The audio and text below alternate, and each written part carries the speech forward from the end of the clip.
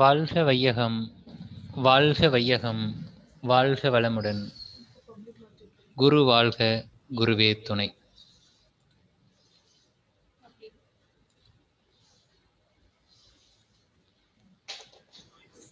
தப்பாது குரு உயர்வு மதிப்போர் தம்மை தரத்தில் உயர்த்தி பிறவி பயனை நல்கும். தப்பாது குரு உயர்வு மதிப்போர் தம்மை தரத்தில் உயர்த்தி பிறவி பயனை நல்கும். எவர் ஒருவர் குருவை மதித்தொழுகினாலும் தப்பாது குரு உயர்வு மதிப்போர் தம்மை தரத்தில் உயர்த்தி பிறவி பயனை நல்கும். இந்த இணையத்தில் இணைந்திருக்கும் அன்பு சகோதர சகோதரிகளாகிய உங்கள் அனைவரையும் வரவேற்று வாழ்த்தி மகிழ்கின்றேன். வாழ்க வளமுடன். அனைவரும் ஒரு தியான ஆசனத்தில் ஸ்திரமாக சுகமாக அமர்ந்து கொள்ளலாம். முதுகு தண்டுவடம், கழுத்து, தலைப்பகுதி நேராக இருக்கட்டும். தோள்பட்டை பகுதிகள் தளர்வாக இருக்கட்டும். கை விரல்கள் ஏதாவது ஒரு தியான முத்திரையில் தொடை மீது இருக்கட்டும். நிதானமாக கண்களை மூடிக்கொள்ளலாம். மூச்சு காற்றை கவனிக்கலாம். Take a deep breath and long breath out. Once again, take a deep breath and long breath out. Now take a deep breath and start home 3 times.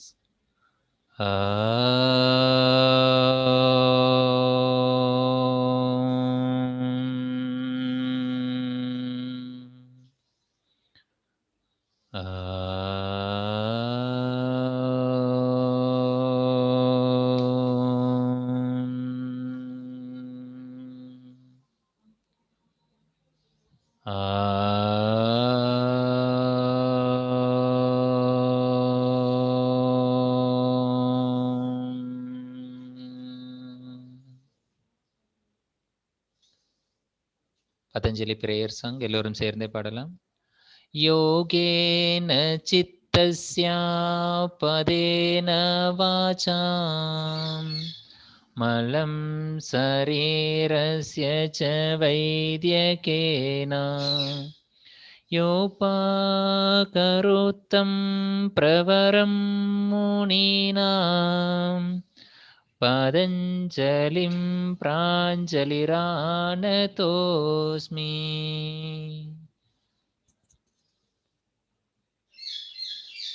Sanding சமாதி பாதம், சாதன பாதம் முழுவதும் ஒரு தடவை ஒவ்வொரு ஸ்லோகத்தையும் நம்ம சான் பண்ணிட்டே போகலாம். என்னோட சேர்ந்து சான் பண்ணுங்க. ஏற்கனவே உங்களுக்கு பண்ணதனோட பரிச்சயம் இருக்கும், பழக்கம் இருக்கும் அப்படின்னு நம்புறேன். உங்களுக்கு சரியா ஒரு சில வார்த்தைகள் உச்சாரணை பண்ண வரல அப்படின்னு சொன்னா இண்டிவிஜுவல் ஆடியோ குரூப்ல இருக்கு, ஏற்கனவே எடுத்து அதை நீங்க போட்டு சான் பண்ணலாம். அப்படி இல்லை அப்படின்னு சொன்னா நீங்க இப்போ சான் பண்ணலாம். உங்களுக்கு பரிச்சயம் இல்லை அப்படின்னா நீங்க பழகிக்கணும், சொல்லி பார்த்து பழகணும். அப்பதான் உங்களுக்கு கொஞ்சம் ஸ்பீடு வரும். இப்போதைக்கு நம்ம மெதுவாக தான் பண்ணிட்டு இருக்கோம். ஸோ மெதுவாக சான் பண்ணலாம். அப்புறம் போக போக ஸ்பீடு பண்ணணும். அப்பதான் நம்ம 20 மினிட்ஸ்ல 4 பாதை கம்ப்ளீட் பண்ண முடியும். கொஞ்சம் கோஆப்ரேட் பண்ணுங்க. வாழ்க வளமுடன். பதஞ்சலி யோக சுத்ரா சான் பண்ணலாம். சமாதி பாதம். ஆத யோகானுசாசனம் யோகஸ்சித்த விருத்தி நிரோதः ததா திருஷ்டுஸ்வரூபேவ ஸ்தானம் விருத்திசாரூப்யமிதரத்ர விருத்தயः பஞ்சதய்ய க்ளிஷ்டாः பிரமாண விபர்யய விகல்ப நித்ரா ஸ்மிருதயः பிரத்யக்ஷானுமானாகமः பிரமாணானி விபர்யயோ மித்யா ஞானமதத்ரூப பிரதிஷ்டம் சப்தஜ்ஞானானுபாதி வஸ்து சூன்யோ விகல்பः அபாவ பிரத்யயாலம்பனா விருத்திர்நித்ரா அனுபூத விசயா சம்பிரமோச ஸ்மிருதிः அபியாச வைராக்யாபியாம் தன்னிரோதः தத்ர ஸ்திதௌ யத்னோऽபியாசः சது தீர்க்ககால நைரந்தர்ய சத்காரா சேவிதோ திருடபூமிः திருஷ்டானுஸ்ரவிக விஷய வித்ருஷ்ணஸ்ய वसीकारसंज्ञा वैराग्यं तत्परं पुरुषख्यातिर्गुणवैतृष्ण्यं वितर्कविचारानन्दस्मितारूपानुगमात् सम्प्रज्ञातः विरामप्रत्ययभ्यासपूर्वसंस्कारशेषोऽन्यः भवप्रत्ययोर्विदेहप्रकृतिलयानां श्रद्धा वीर्यस्मृतिसमाधिप्रज्ञापूर्वकैतरेषां तीव्रसंवेगानामासन्नः मृदुमद्यादिमात्रत्वात् ततोऽपि विशेषः ईश्वरप्रणिधानात्वा क्लेशकर्मविपाकाशयैरपरामृष्टपुरुषविशेष ईश्वरः तत्र निरतिशयं सर्वण्यत्वबीजं स पूर्वेषामपि गुरुः कालेनानवच्छेदात् तस्य वाचकः प्रणवः तज्जपस्तदर्थभावनं ततः प्रत्यक्चेतनादिगमोऽभियन्तरायाभावश्च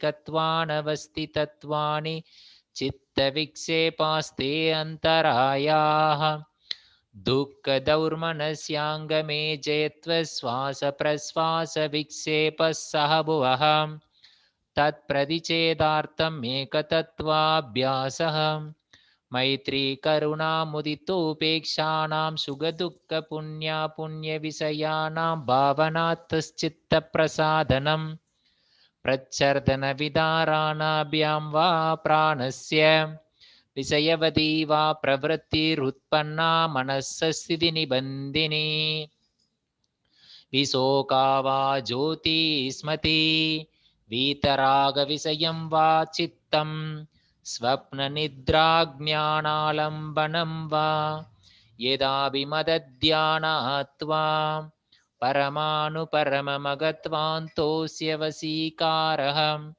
क्षीणवृत्तेरभिजातस्येव मनेर्ग्रहितृग्रहणग्राह्येषु तत्सतञ्जनता समापत्तिः तत्र शब्दार्थज्ञानविकल्पैः सङ्कीर्णा सवितर्का समापत्तिः स्मृतिपरिशुद्धौ स्वरूपशून्ये वार्तमात्रनिर्भासा निर्वितर्का एदया एव सविचारनिर्विचार च सूक्ष्मविषया व्याख्याता सूक्ष्मविषयत्वं चालिङ्गपर्यवसानं ता एव सबीजसमाधिः निर्विचारवैसारद्येऽध्यात्मप्रसादः ऋतम्बरा तत्र प्रज्ञा श्रोतानुमानप्रज्ञाभ्याम् अन्यविषया विशेषार्थत्वात् तज्जसंस्कारोऽन्यसंस्कारप्रतिबन्धी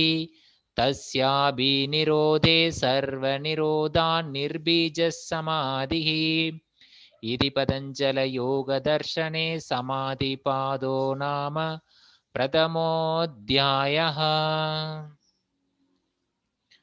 तपस्वाध्यायेश्वरप्रणिधानानि क्रियायोगः समाधिभावनार्थक्लेशदनुकरणार्थश्च अविद्यास्मितारागद्वेषाभिनिवेशाक्लेशाः अविद्याक्षेत्रमुत्तरेषां प्रसुप्तधनुविच्छिन्नोदाराणाम् अनित्यासुचि दुःख अनात्मसु नित्यसुचि सुख आत्मख्यातेरविद्या दृग्दर्शनशक्त्योरेकात्मतेवास्मिता सुखानुसयी रागः दुःखानुसयी द्वेषः स्वरसवागी विदुषोऽपि तदारूढोऽभिनिवेशः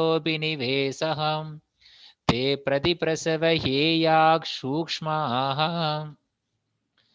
ध्यानहेयास्तत्वृत्तयः क्लेशमूलकर्माशयो दृष्टा दृष्टजन्मवेदनीयः सति मूले तद्विपाको जात्यायुर्भोगाः ते हलाद परिदाब पला पुण्या पुण्य हेतुत्वात्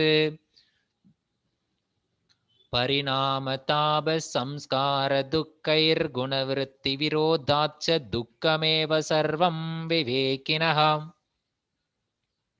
हेयं दुःखमनागतं दृश्यदृश्ययोः संयोः हेयहेतुः प्रकाशक्रियास्थितिशीलं भूतेन्द्रियात्मकं भोगभवर्गार्थं दृश्यं विशेषाविशेषलिङ्गमात्रालिङ्गानि गुणपर्वाणि दृष्टादृश्यमात्रशुद्धोऽपि प्रत्ययानुपश्यः तदर्थ एव दृश्यस्य आत्मा कृतार्थं प्रति नष्टम् अपि अनष्टं तदन्यसाधारणत्वात्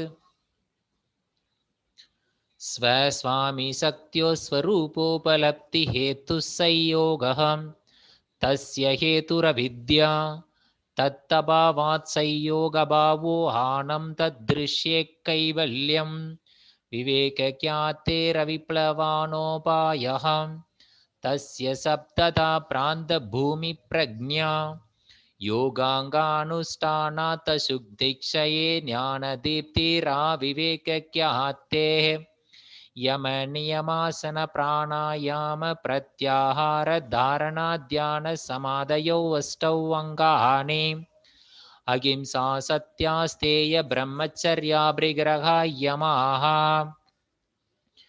एते जातिदेशकालसमयानवच्छिन्ना सार्वभौमा महाव्रतम् शौच सन्तोष तपस्वाध्यायेश्वरप्रणिधानानि नियमाः वितर्कबाधने प्रतिपक्षभावनं वितर्काहिंसादय कृतकारितानुमोदिता लोभक्रोधमोघपूर्वका मृदुमद्यादिमात्रा दुःखान्यानानन्दबला इति प्रतिपक्षभावनम् अहिंसा प्रतिष्ठायां तत्सन्निधौ वैरत्यागः सत्यप्रतिष्ठायां क्रियाफलाश्रयत्वम् अस्तेयप्रतिष्ठायां सर्वरत्नोपस्थानं ब्रह्मचर्यप्रतिष्ठायां वीर्यलाभः अपरिग्रहस्थैर्ये जन्मकदन्ता सम्बोधः शौचात् स्वाङ्गजुगुप्सा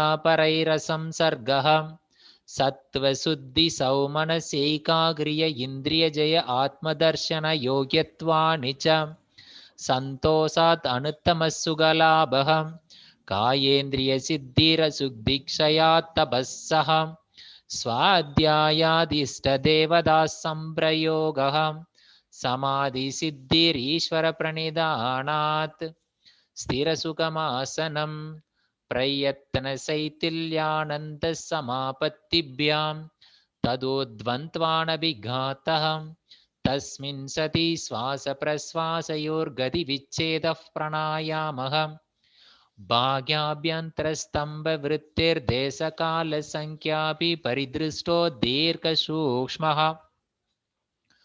भाग्याभ्यन्तरविषयाक्षेपि चतुर्थः तदक्षीयते प्रकाशावरणं धारणासु च योग्यता मनस्सः स्वविषया संप्रयोगे चित्तस्वरूपानुकारे वे इन्द्रियाणां प्रत्याहारः ततः परमावश्यते इन्द्रियाणाम् इति पतञ्जलयोगदर्शने समाधिपादो नाम द्वितीयोऽध्यायः.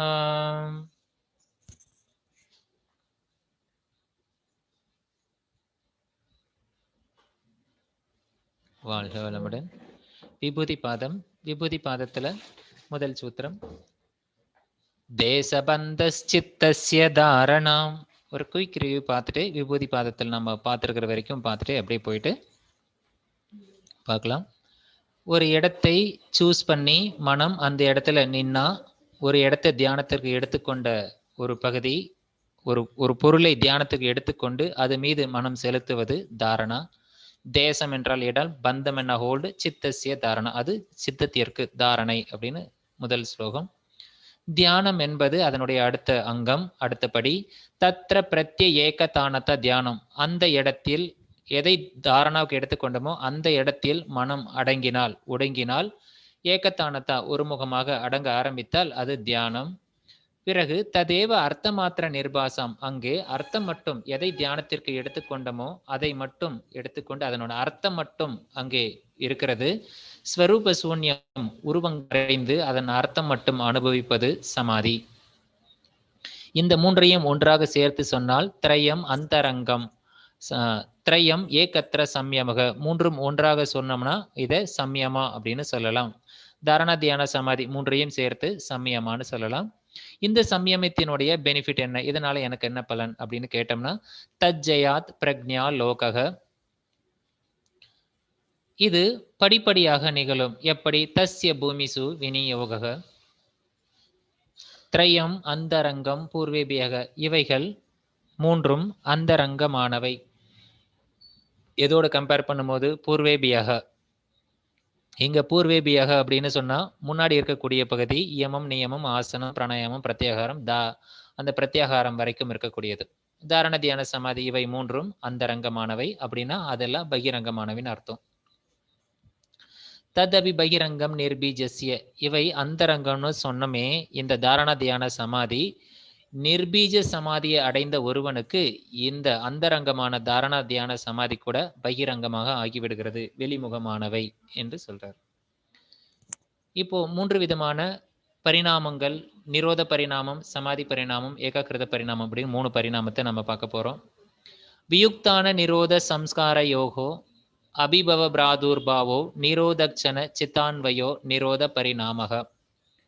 வியுக்தானம், மனம் வெளிநிலையில் ஓடிக்கொண்டிருக்கிறது. இந்த மனதை அடக்குவதற்கு நம்மளுடைய சம்ஸ்காரத்திலிருந்து ஒரு விருத்தி உருவாகி இது அடங்க ஆரம்பிக்கின்ற இந்த முதல் பரிணாமம் நிரோத பரிணாமம். சித்தமானது நிரோதமடைய ஆரம்பிக்கின்ற இந்த நிலையை நிரோத பரிணாமம் அப்படின்னு சொல்றோம். இந்த சித்தம் நிரோதம் அடைவதற்கு எதன் அடிப்படையில் நிகழ்கிறது? சம்ஸ்காரத்தில் ஒரு சாந்தமான விருத்தி உருவாக்கி பிரசாந்தமான விருத்தி உருவாக்கி இதை அடக்குகிறது. பிரசாந்த வாகிதா சம்ஸ்காராத், இது மூலத்திலிருந்தே கிடைக்கிறது. அடுத்து சமாதி பரிணாமம். சர்வார்த்த ஏகாகிருதையோ சயோதயோ சித்தசிய சமாதி பரிணாமக. சர்வ அர்த்தம், ஏற்கனவே சமாதியில நம்ம என்ன சொல்லியிருக்கோம்? அர்த்த மாத்திர நிர்பாசம் ஸ்வரூப சூன்யம்னு சொல்லியிருக்கோம். முதலில் மனம் அடங்க ஆரம்பிக்கிறது, அதன் பிறகு அந்த அர்த்தத்தை உணர்ந்து கொண்டிருக்கிறது. அது ஏகாகிருதைய ஒருநிலைப்பட்டு அது மேலும் ஒடுங்க ஆரம்பிக்கிறது. சய உதயம் என்றால் இந்த சமாதி விருத்திகள் உதயமாகிறது, அதுவும் குறைகிறது. அப்படி குறைந்தால் அது சமாதி பரிணாமம். சமாதி என்றது பரிணாமம் நடக்கிறது. மேலும் ததக புனக, அந்த மாதிரியான சமாதி ஏற்படுகின்ற நிலை ஏற்படுதே, அது சமாதி வந்தாலும் மீண்டும் விருத்தியானது உருவாக ஆரம்பிக்கும். அதனால்தான் இங்க புனக மீண்டும் மீண்டும் மீண்டும், சாந்த உதித்த சாந்தமான உதயமாகின்ற, சாந்தமாகுது உதயமாகுது. இவை துல்லிய பிரத்யயோ, இவை ஒரு நிலைப்பட்ட சமநிலையில் நிற்கும் பொழுது ஏகாகிருத பரிணாமக, ஏகாகிருதமான சமாதியானது நிகழ்கிறது. இவ்வாறு மூன்று விதமான பரிணாமங்கள் சமாதிக்கு. இவை ஏதேன பூதேந்திரியேசு தர்ம லட்சண அவஸ்தா பரிணாமா. இந்த மூன்று விதமான சமாதினால என்ன நடக்கும் அப்படின்னா, பூதங்கள் இந்திரியங்கள், இந்த பூத இந்திரியங்கள் ஆகிய அனைத்தினுடைய தர்ம லட்சண அவஸ்தா என்ற மூன்று விதமான பரிணாமங்கள் எப்படி நிகழ்கிறது அதையெல்லாம் நாம் விளங்கி கொள்ளலாம்.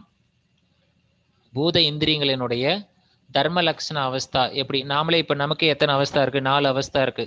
ஸோ ஜாக்கிரத அவஸ்தா, சொப்பன அவஸ்தா, சுசுப்தி அவஸ்தா, இது எல்லாம் எப்படி நிகழ்கிறது, இப்படி எல்லாத்துக்கும் அவஸ்தா எப்படி பரிணமிக்கிறது அப்படிங்கிறத விளங்கி கொள்ளலாம். மேலும் சாந்த உதித்த அவ்யபதேச தர்மானுபாதி தர்மி, இந்த சாந்த உதித்து அப்படிங்கிறது ஆழ்ந்த நிலையில் இருக்கக்கூடிய சித்த விருத்தி அடங்கி ஒடுங்கி இருக்கின்ற நிரோதமான நிலையில இருக்கும் பொழுது ஒரு யோகி தன்னையை காணுகின்றான். நான் எதனால் ஆகி எப்படியெல்லாம் வந்திருக்கேன் அப்படிங்கிறத நாம உணர முடியும். இதுதான் அந்த மூன்று விதமான சமாதி ஏகாகிருத பரிணாமத்தில் கடைசியில நாம ரீச் பண்ண இடத்துல நாம உணர்றது. அப்போ ஒரு தர்மிக்கு என்னெல்லாம் புரியுது, எப்படி இந்த உலகங்கள் எல்லாம் எப்படி படைக்கப்பட்டிருக்கு, இந்த உடல் எப்படி வந்திருக்கு, அப்போ அவருக்கு எல்லாமே எப்படி பரிணமிக்குது அப்படிங்கிறதுக்கெல்லாம் காரணம் தெரிய ஆரம்பிக்குது. அது என்ன காரணம்? கிரமான்யத்துவம், வரிசை மாறுபாடுக்கான காரணம்தான் இந்த பரிணாம அந்நியத்துவுக்கு காரணம். பரிணாமம் என்பது வெவ்வேறாக இருக்கிறது, எல்லாம் ஒரே மாதிரி இல்லை. வெவ்வேறு விதமான பரிணாமங்கள் நடந்து கொண்டிருக்கிறது. அந்த பரிணாமத்துக்கெல்லாம் என்ன காரணம்னா, கிரமங்கள் காரணம். வரிசை மாறுபாடு தான் காரணம் என்பதை பார்த்தோம். நேற்றைய வகுப்பில் இதெல்லாம் நாம் விளக்கமாக பார்த்தோம். இப்ப அதெல்லாம் நம்ம கொஞ்சம் ஞாபகப்படுத்திட்டே போகலாம். பரிணாமத்ரய சம்யமாத் அதீத அநாகத ஞானம். இந்த பரிணாமத்ரயத்தின் மீது நாம சம்யமா செய்தால் 3 விதமான நம்மளுடைய சமாதி பரிணாமம் அடைகிறதே, அந்த பரிணாமத்து மேல சமயமா பண்ணா அதீத அநாகத ஞானம். இதுக்கு முன்னாடி காலங்கள் என்ன இருக்கும், எதிர்காலத்தில் என்ன நடக்கும் அப்படிங்கிறத நம்மளால தெரிந்து கொள்ள முடியும். அப்படி ஒரு ஞானமாகிய சித்தி நமக்கு கிடைக்கும். அடுத்து சப்தார்த்த பிரத்யானாம். சப்த அர்த்த ஞானம் என்பது பிரத்யானாம். இவை இந்த சப்த அர்த்த ஞானமானது இதர இதர அத்தியாசாத் இவைகளை பகுக்க முடியாது, ஒன்றோடு ஒன்று பிரிக்க முடியாது. சங்கரக சேர்ந்தே இருக்கக்கூடியது. தத் பிரவிபாக அவைகளை பகுதி பகுதிகளாக பிரித்து சம்யமா அதை சம்யமா செய்தால் சர்வபூத ருதஞானம் அனைத்து சப்தத்தின் இருக்கக்கூடிய சப்தத்துக்குள்ளார ஒளிஞ்சிருக்கிற அர்த்த மொயத்தையும் நாம் உணர்ந்து கொள்ளலாம். அதாவது எல்லா உயிரினங்களும் பேசுற மொழியெல்லாம் நம்மளால புரிஞ்சு கொள்ள முடியும். சம்ஸ்கார சாக்சாத் கரணாத் பூர்வ ஜாதி ஞானம். சம்ஸ்காரத்தினுடைய அடிப்படையான விஷயங்கள் மீது நமக்கு சம்யமா ஏற்பட்டால் அதன் பலனாக பூர்வ ஜாதி ஞானம். இதுக்கு முன்னாடி என்னென்ன ஜாதி எல்லாம் எடுத்தோம் அப்படிங்கிறது நமக்கு தெரியும். மேலும் பிரத்யஸ்ய பரச்சித்த ஞானம். நம்மளுடைய பிரத்யம் அப்படிங்கிறது மனம் அடங்கிய நிலையில் மற்றவர்களுடைய சித்த ஞானம், மற்றவர்களுக்கு என்ன சித்தம், அவங்களுடைய மேலோட்டமான மனதை நம்மளால் புரிந்து கொள்ள முடியும். இப்படி ஒரு சித்தி. தத் அது இருந்தாலும் கூட சாலம்பனம் தஸ்யாபி செய் பூதத்துவாத்து அவங்களுடைய ஆழமான மனதில் இருக்கக்கூடிய அடிமனதில் இருக்கக்கூடியதை நம்மளால் அறிந்து கொள்ள முடியாது. நம்மளுடைய மனம் ஆழ்ந்த நிலையில் அமைதி நிலையில் இருந்தால் மற்றவர்களுடைய அலைகின்ற மனம் நமக்கு தெரியும். அவர்களுடைய ஆழ்ந்த நிலையை நம்மளால் காண இயலாது. காய ரூப சம்யமா தத் கிராகிய சக்தி ஸ்தம்பே சக்ஷு பிரகாசாசம் பிரயோகே அந்தர்தானம். அந்தர்தானம் என்றால் மறைத்துக் கொள்ளுதல்.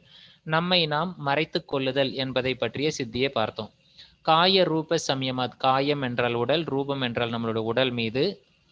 காய ரூப சம்யமாத் நம்ம உடல் மீது இருக்கக்கூடிய ரூபின் மீது சம்யமா செய்து தத் கிராகிய சக்தி இது கிரகித்துக் கொள்ளக்கூடிய சக்தி இந்த உடம்புக்கு இருக்கு. அதை வைத்துக்கொண்டு ஸ்தம்பே அதை நாம் அப்படியே வச்சுக்கிறதுனால சக்ஷு பிரகாசாசம் பிரயோகு அந்த பார்வை திரும்பி போகாத அளவுக்கு நம்ம ஹோல்டு பண்ணி நிறுத்துறதுனால அந்தர்தானம் நம்மை நாம் மறைத்து கொள்ளலாம். ஏதேன சப்தாதி அந்தர்தான முக்தம். இது போல சப்தங்கள் தொடர்ந்து அனைத்து தன்மாத்திரைகளையும் நாம் இது போல கட்டுப்படுத்த முடியும். 5 புலன்களுக்கு இருக்கக்கூடிய 5 தன்மாத்திரை சக்திகளையும் இது போல் நம்மளால கட்டுப்படுத்தி வைக்க முடியும் என்பது ஒரு சித்தி. மேலும் சோபக்கிரமம் நிருபக்கிரமம் ச கர்மதத் சமயமாத் அபராந்த ஞானம் அரிஸ்டேபியோவா. அபராந்த ஞானம் என்பது இறப்பை பற்றிய ஞானம். அதற்கு 2 விதமான காரணங்கள் சொல்லப்படுகிறது. ஒன்று அரிஸ்டோபியம் என்பது சகுனங்கள் பார்ப்போம், அது போல ஒரு சில சிம்டம்ஸை வச்சு இன்னார் தான் இந்த நேரத்தில் இவர் இறக்க போறார் அப்படின்னு தன்னை பற்றி அறிந்து கொள்ளுதல். அது இன்னொரு காரணமும் சொல்லப்படுது. சா உபக்கிரமம் நிர் உபக்கிரமம். அது என்னன்னா ஒரு செயல் செஞ்சா அதற்கான பலன் எப்பொழுது கிடைக்கும், ஒரு வினைப்பதிவு எப்பொழுது அதன் பலனை கொடுக்கும், ஒரு கர்மா எப்படி பலனை கொடுக்கும் அப்படிங்கிறத வச்சு ஒரு சில கர்மா உடனே பலனை கொடுக்கும், ஒரு சிலது ரொம்ப நாள் கழிச்சு கொடுக்கும். ரொம்ப நாள் அப்படின்னா இந்த ஜென்மம் இல்லை, அது பல 1000 ஆண்டுகள் கூட எடுத்து மீண்டும் பலனை கொடுக்கும். இப்படி இருக்கக்கூடிய இந்த கர்மங்கள் எப்படி பலனை கொடுக்குது என்பதை வைத்து கொண்டும் கூட இப்பொழுதுதான் நிகழ்கிறது இறப்பு என்பதை ஒருவர் முன்கூட்டி அறிந்து கொள்ள முடியும் என்பதை அபராந்த ஞானம் அப்படின்னு ஒரு சித்தியை பார்த்தோம். மைத்ரி ஆதிஷு பலானி. மைத்ரி அப்படின்னா நட்பு, மைத்ரி கருணா போன்ற விஷயங்கள் மீது சமயமா செய்தால் அதிலிருந்து அதனுடைய பலம் பெருகும். நட்பு மேல பண்ண நட்பு பெருகும், கருணை மேல பண்ண கருணை பெருகும். பலேசு அஸ்தி பலாதீனி. ஒரு யானை போன்ற பலம் வாய்ந்த ஒரு விலங்குகள் மீது சமயமா செய்தால் அந்த விலங்குகளின் பலம் நமக்கு கிடைக்கும்.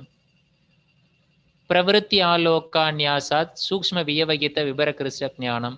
விபர கிருஷ்ட ஞானம் என்பது பிரவருத்தி நமக்குள்ளார உருவாகக்கூடிய அந்த ஞானத்தின் மூலமாக தூரத்தில் ஒளித்து வைக்கக்கூடிய சூக்ஷ்மமான பொருள் கூட நம்ம கண்ணுக்கு தெரியும். அதாவது தூரத்தில் ஒளிச்சு வச்சிருக்கிற வியவகித்தானாம் அப்படின்னா மறைச்சு வச்சிருக்கிற பொருள், சூக்ஷ்மமான பொருள், அதுவும் நியாசாத் அதுவும் தூரத்துல இருக்கக்கூடிய ஒரு பொருளை நம்மளால பார்க்க முடியும். ஒளிச்சு வைக்கிற பொருளை நம்மளால பார்க்க முடியும். அப்படி ஒரு சித்தி. புவன ஞானம் சூரிய சம்யமாத்.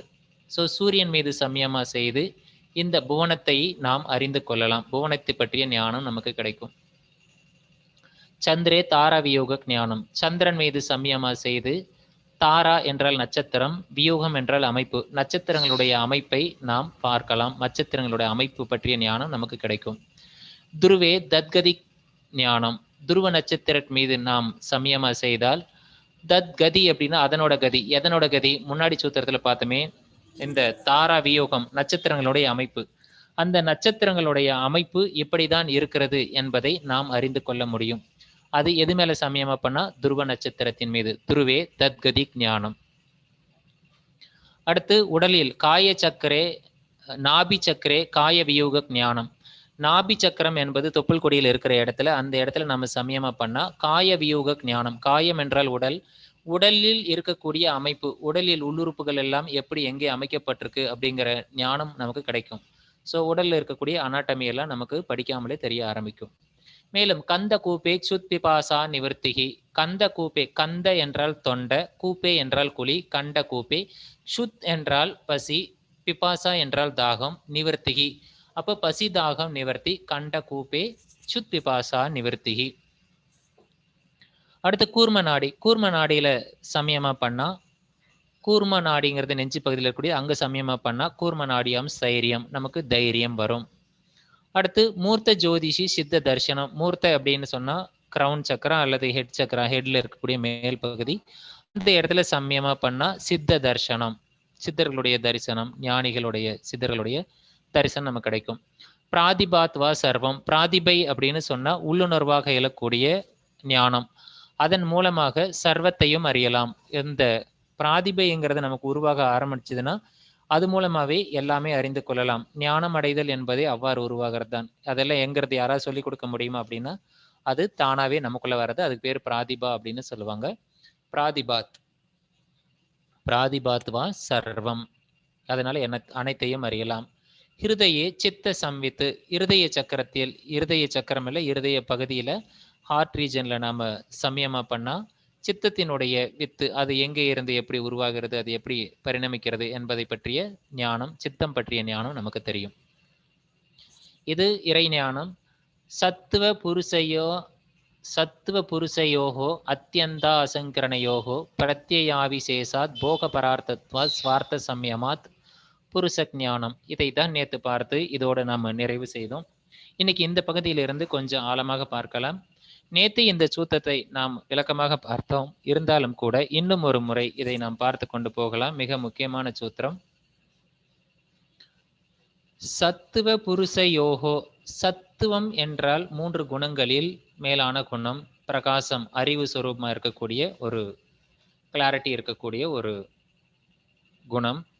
புருஷம் அப்படின்னு சொன்னா சத்துவ புருஷன் அப்படிங்கிறது சத்துவம் புருஷனும் சாங்கிய பிலாசபியில நமக்கு தெரியும். புருஷாவும் சத்துவும் பக்கத்துல இருக்கக்கூடியது. அத்தியந்தா அப்படின்னு சொன்னா இவை இரண்டும் தனித்தனியாக எக்ஸாக்டா கிளியரா பிரிஞ்சு இருக்கக்கூடிய தனித்தனியானவை, ஆனா ஒன்றாக சேர்ந்து இருக்கிறது. இந்த அசங்கரண யோகம்னா மிக்சடு, சேர்ந்து இருக்கிறது. அடுத்து பிரத்யம் அப்படிங்கிறது அந்த இடத்துல புத்தி கூர்மையோடு நம்ம மனசை சமயமா செய்ய போறோம். போக பரார்த்தத்வாத். போகம் அப்படின்னு சொன்னா அனுபவிக்கிறது. ஆவிசேஷம் அப்படின்னு சொன்னா விசேஷம். அது அந்த விசேஷத்தோட சட்டல், ரொம்ப ஆவிசேஷமான அந்த விஷயம், சூக்ஷமத்தில் அதிசூக்ஷமான அந்த விஷயத்தை நாம் அனுபவித்துக் கொண்டிருக்கிறோம். பர அர்த்தம். என்ன அர்த்தம் இருக்கிறது? ஏற்கனவே நம்ம சமாதியில என்ன சொல்லியிருக்கோம்? அர்த்த மாத்திர நிர்பாசம்னு சொல்லியிருக்கோம். அதே தான் இங்க பர அர்த்தம், வேறு விதமான அர்த்தம். என்ன அர்த்தம்? இரண்டினுடைய சேர்க்கை அர்த்தம் என்பது இல்லாமல் அங்கே ஸ்வ அர்த்தம், நான் என்பவன் புருஷா என்ற அர்த்தத்தில் அங்க பார்க்கணும். இது வரைக்கும் என்ன பண்ணுவோம்? நாம இந்த உடல் தான் நான் என்ற அர்த்தத்துல இது வரைக்கும் பார்த்துட்டு இருக்கோம். இப்பவும் அப்படிதான் பார்த்துட்டு இருக்கோம். இனிமேலும் அப்படிதான் பார்த்துட்டு இருக்க போறோம். இதெல்லாம் எங்க நிகழ்கிறது என்றால் சமாதியில நிகழுது. இந்த சித்தி எல்லாம் எங்க இருக்குன்னா சம்யமம், சமாதியில. ஆனா சமாதி பண்றதுக்கு முன்னாடி நம்ம தாரணாலே எப்படி ஸ்டார்ட் பண்ணோம், நான் என்ற தத்துவம் புருஷா என்ற அர்த்தத்துல தான் நான் பார்க்க போறேன் அப்படிங்கிறதுல தான் நம்ம மனசு அந்த பிரத்யயம் இங்க தான் கொடுக்குறாங்க. பிரத்யய ஆவிசேஷ போகம். அதாவது சாதாரணமா விசேஷமான உடலை போகிக்கிறது இல்ல, அனுபவிக்கிறது இல்ல. பிரத்யயம் புத்தி மூலமாக சத்துவமும் புருஷமும் அறிந்து, சத்துவம் தாண்டி புருஷன் தான் நானு அப்படிங்கிறத உணர்ந்து, அந்த அர்த்தத்துல நாம சம்யமா பண்ணா அந்த புருஷ ஞானம் நமக்கு வந்துரும். புருஷன் தான் நாம அப்படின்னு தெரிஞ்சு, நமக்கு கூட இருக்கிறது தான் இந்த குணங்கள் சப்போர்ட் பண்ண வந்திருக்கு. சத்துவமும் அப்படிதான் அப்படின்னு தெரிஞ்சு நாம சம்யமா பண்ணா நம்ம புருஷன் என்பது நமக்கு விளங்கிவிடும். இதுதான் புருஷ ஞானம் அப்படின்னு பார்த்தோம். இந்த புருஷ ஞானத்தை அடைஞ்சா அவங்களோட மனநிலை எப்படி இருக்கும்? ததக பிராதிப சிராவண வேதன ஆதர்ஷ ஆஸ்வாதா வார்த்தா ஜாயந்தே. ஒவ்வொரு புலன்களும் எப்படி இயங்குகிறது அப்படின்னு பார்த்தோன்னா அது ஒரு தெய்வீக தன்மையை அடைகிறது. இதுல இந்த வார்த்தைகளுக்கு நெட் எக்ஸாம் எழுதுறவங்கெல்லாம் இந்த வார்த்தைகளை கிளியரா பார்த்துக்கணும். இதுக்கான ஆங்கில அர்த்தங்கள் தெரிஞ்சிருக்கணும். ஏன்னா இதெல்லாம் பொறுத்துகளை கேட்டிருக்காங்க ஏற்கனவே. இதை வரிசையப்படுத்த சொல்லலாம். ததக பிராதிபா அப்படின்னு சொன்னா ஏற்கனவே சொன்னோம். பிராதிபை அப்படிங்கிறது உள்ளுணர்வாக வரக்கூடிய ஞானம். இப்படி இந்த புருஷ ஞானத்தினால உள்ளார இருந்து எந்த மாதிரியான பிரதிபை வரும் அப்படின்னா சிரவணம், வேதனா, ஆதர்ஷ, ஆஸ்வாதா, வார்த்தா, ஜாயந்தே. ஜாயந்தே என்றால் வெற்றி. அதில் ஒரு புதுவிதமான வெற்றி. எப்படி பாருங்க, சிரவணம் அப்படின்னா காதுல கேட்கறது, வேதனா அப்படின்னு சொன்னா ஃபீலிங்ஸ், வேதனை அப்படின்னு சொன்னாலே வேதனா அப்படின்னா உணர்ச்சிகள் அப்படின்னு அர்த்தம் சம்ஸ்கிருதத்துல. ஆதர்ஷா அப்படின்னா பார்க்கறது, தர்ஷனம் அப்படிங்கிற ஞாபகத்துல இருந்து ஆதர்ஷா அப்படின்னு நீங்க அதை மனசுல வச்சுக்கலாம். ஆஸ்வாத அப்படிங்கிறது டேஸ்ட், வார்த்தா அப்படிங்கிறது ஸ்மெல்லு. ஆனா வார்த்தை அப்படின்னு சொன்னா நம்ம உடனே சொல்லுன்னு எடுத்துக்கூடாது. அது வார்த்தை அல்ல, தமிழ்ல தான் வார்த்தை. இங்க வார்த்தா அப்படின்னா ஸ்மெல்லு, ஜாயந்தே. இது போன்ற ஒரு தெய்வீகமான அந்தந்த புலன்கள் இது வரைக்கும் பார்த்த விஷயம். கண்ணு இருக்கிறதே, இந்த கண்ணு ஏதாவது கண்ணுல பட்டது உண்டுன்னா அந்த எல்லாமே தெய்வீகத்தன்மையோட உணர்வாங்க அப்படின்னு சொல்லுவாங்க. இறைவனை நான் புருஷாதான் நான் என்பது உணர்ந்த தெய்வீகத்தன்மை பெற்ற எவருக்கும் அவர்களுடைய புலன்களிலிருந்து வெளிப்படுகின்ற அத்தனை விஷயமும் தெய்வீகத்தன்மையானது. இல்லைன்னா பாரதியாரால காக்கை குருவி எல்லாம் என் இனம்னு பாட முடியாது. ஸோ நமக்கெல்லாம் எப்படி இருக்கும், கண்ணு முன்னால பார்க்குற எதை பார்த்தாலும் பிரம்மமாக, எதை பார்த்தாலும் புருஷாவாக, எதை பார்த்தாலும் இறைவனாக, எந்த வார்த்தை வேணா சொல்லிக்கலாம். அப்படிதான் தெரியும். காதுல கேட்கிற விஷயம் தெய்வீகத்தன்மையானது. இறைவனே தனக்குள் வார்த்தையாக வடிவமைச்சு அவன் இசையாக, மொழியாக, சப்தமாக கேட்கிறான் அப்படிங்கிறதெல்லாம் உணர்வோம். எப்போ? புருஷ ஞானம் வந்தது பிறகு. ஈவன் ஒரு டேஸ்ட் நம்ம அனுபவிக்கிறோம் அப்படின்னு சொன்னா இந்த நாக்குக்கு எப்படி இந்த டேஸ்ட்ங்கிற விஷயம் வந்திருக்கு நாம சிந்திச்சு பார்த்தோம்னா நமக்கு தெரியாது. டேஸ்ட் இல்லை, குழம்புல ருசி இல்லை அப்படின்னு வேணா நம்மளால திட்ட முடியுமே தவிர அங்க ஏன் டேஸ்ட் என்ற உணர்ச்சி இருக்கிறது என்பது நமக்கு தெரியாது. ஆனால் இது தெய்வமே, இந்த புருஷன் தான் இப்படி பரிணமிச்சு இப்படி நமக்குள்ள இயங்குறான் அப்படிங்கிறது ஒவ்வொரு புலன்களுக்குள்ளாரும் நிகழ்கின்ற நிகழ்வு அதன் பிறகு வேறாகிவிடும். இதுதான் ஞானிகள், இறைவனை உணர்ந்தவர்களுக்கு நிகழ்கின்ற நிகழ்வு. அவர்கள்தான் கர்மத்தின் அடிப்படையில் பாதிக்கப்படாமல் இருப்பவர்கள். அந்த நிலையை அடைவதற்காகத்தான் இந்த இறைவனை உணர வேண்டும், இறைவனை உணர வேண்டும் அப்படின்னு எல்லா யோக சாஸ்திரங்களும் சொல்றது. அதை தான் இங்க சித்தியாக சொல்றாரு. இதை இப்படி இந்த சித்தி எல்லாம் இப்படி நம்ம படிக்கும் பொழுது நமக்கெல்லாம் என்ன ஆசை வந்துடும், இந்த சித்திக்காகவே தியானம் பண்ணணும்ல ஆசை வரும். அப்படி வந்தா அதுக்கு என்ன பண்ணணும் அப்படின்னு சொல்றாரு. தே சமாதௌ உபசர்கா வியுக்தானே சித்தையக. ஒரே ஆப்பு செமையா வச்சிட்டாரு பதஞ்சலி. தே சமாதௌ உபசர்கா அப்படின்னு சொல்றாரு. இந்த மாதிரியான சமாதி எல்லாம் உபசர்கா, இந்த மாதிரியான சித்திகள் எல்லாம் உபசர்கா என்றால் அப்டக்கல்ஸ், தடைகள். எதற்கு? வியுக்தானே சித்தையக, வியுக்தானம். இவை வெளி உலகத்திற்கு மீண்டும் கூட்டு வந்துரும். நாம உள்முகமாக போன நாம சித்திகள் பின்னாடி போனோம்னா இந்த மாதிரியான சித்திகள் எல்லாம் ஏற்படும். இந்த சித்திகளுக்கு நாம ஆசைப்பட்டுட்டோம்னு சொன்னா ரெண்டு விஷயம் நிகழும். ஒண்ணு, வெளி உலகத்துக்கு வந்துருவோம். எப்படி? வியுக்தானம் நம்மளுடைய சென்சர், நம்மளுடைய புலன்கள் விஷயத்துல அனுபவிக்கிறதுக்கு வெளியே வந்துருவோம். இதுக்கு முன்னாடி சூத்திரத்துல பார்த்தோமே, அது போல ஒரு தெய்வீகத்தன்மையோட உணர்றோமே, அது இல்லாமல் போகி உலக விஷயங்களை அனுபவிக்கிறதுக்கு வெளிமுகமாக வந்துருவோம். ஒரு விஷயம். இன்னொன்னு என்ன நடக்கும் அப்படின்னு சொன்னா, அப்படி வெளி விஷயங்கள் நமக்கு வருது உண்டுன்னா, புலன்கள் அனுபவிக்குது. அப்படி அனுபவிச்சா என்ன ஆகும்? கர்மாசயங்கள் பதிவாக உட்காரும். அவை பதிவாக சம்ஸ்காரங்கள் உருவானா என்ன ஆகும்? அது ஜாதி ஆயுர்போகத்தை மீண்டும் குடுத்துரும். அதனால மீண்டும் மீண்டும் நம்ம பொறக்க வேண்டியதா இருக்கும். நம்ம திரும்ப வந்து இந்த சமாதியை வந்து ரீச் பண்ணி மறுபடியும் கஷ்டப்பட்டு நம்ம போக முடியாது அப்படின்னு சொல்றாரு. சரி என்னதான் பண்ணணும்? இந்த மாரி சித்திகள் என்பது ஏன் வருது? எதுக்காக என்ன பண்ண முடியும் இதெல்லாம் அப்படின்னு கேட்டா, விளக்க ஆசிரியர்கள் கொடுப்பது என்ன அப்படின்னா, இந்த சித்திகள் எல்லாம் சமாதி என்பது நிகழும் பொழுது, மனம் அமைதி பெறும் பொழுது, இவ்வாறான சித்திகள் ஏற்படுவது இயல்பான விஷயம். அ இந்த இயல்பான விஷயத்தின் பின்னாடி நாம போகக்கூடாது. எப்படி எடுத்துக்கொள்ள வேண்டும்? நாம் இந்த யோக மார்க்கத்தில், அஷ்டாங்க மார்க்கத்தில் சரியாகத்தான் பயணித்துக் கொண்டிருக்கிறோம் என்ற சிரத்தை நமக்கு உருவாக வேண்டும். சிரத்தைக்காக மட்டும் இதை பயன்படுத்திக் கொண்டு, நாம் யோக முயற்சியில், அபியாசத்தில், வைராக்கியத்தில் தொடர்ந்து நாம முன்னேற வேண்டும் என்பதுதான் இனிமேல் வரக்கூடிய பகுதிகளை நமக்கு எக்ஸ்பிளைன் பண்றாரு. மேலும் எப்படியெல்லாம் சித்திகள் வரும், அந்த சித்தியெல்லாம் எப்படி ஓவர் கம் பண்ணி நாம வந்து மோட்சத்துக்கு இடைவிடாம கைவல்ய பாதத்துக்கு போகணும் அப்படிங்கிறத வந்து இங்க எக்ஸ்பிளைன் பண்றாங்க. பந்த காரண சைத்தில்யாத் பிரச்சார சம்வேதனாச்ச சித்தஸ்ய பரசரீர ஆவேசக. இதுல பரசரீர ஆவேசக ஒரு வார்த்தை சித்திய கொடுக்குறாங்க. அது என்னது? பர என்ற வார்த்தை தமிழ்ல பிற அப்படின்னு சொல்லுவோம். பிற சரீர ஆவேசம். ஆவேசம்னா ஆவேசம் செய்யறது. மற்றவங்களுடைய உடல்ல ஆவேசம் செய்யறது. அப்படின்னா என்ன நம்ம புரிஞ்சிருக்கோம். பரசரீர ஆவேசம்னா மற்றவர்கள் உடையில் நாம் சஞ்சாரணம் செய்வது. இதை எப்படி செய்ய முடியும்? பந்த காரண சைத்தில்யாத். பந்த காரண சைத்தில்யம் என்றால் என்ன? இந்த மனம் இருக்கிறதே, இந்த மனம் பந்தப்பட்டிருக்கிறது. எதுல? நம்மளுடைய உடல்ல.